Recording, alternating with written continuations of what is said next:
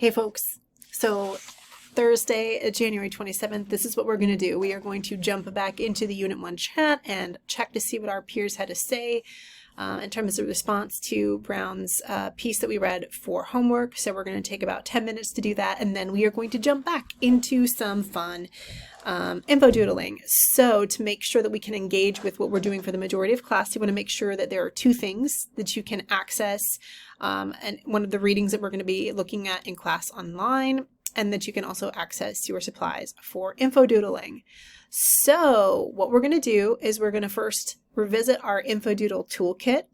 So to do that, I want to make sure that you revisit the 12 techniques that you learned from Brown's chapter that we read. All right.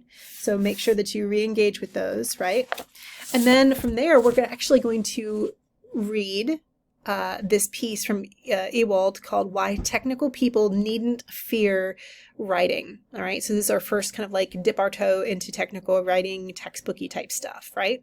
So we're going to read that, and then as you are reading it, I want you to use Brown's pointers for practicing listening to winnow down the most salient points of the chapter and employ those 12 devices of info doodling to capture what you feel is that key information.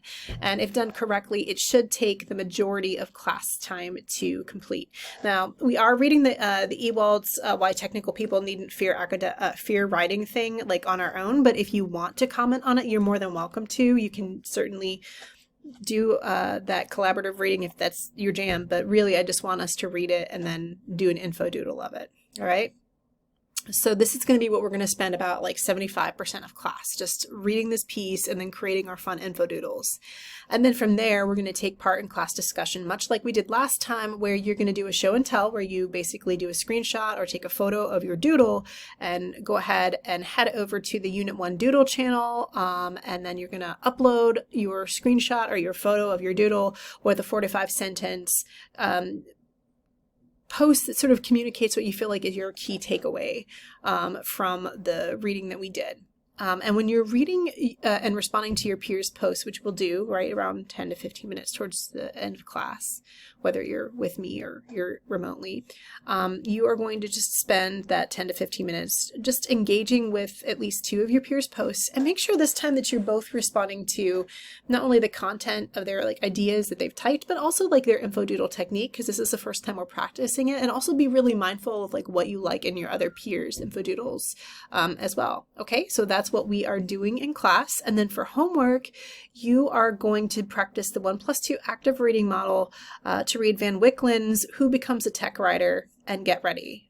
This is a really cool, accessible piece. So we're going to read these 2 chapters. They're in the same piece together.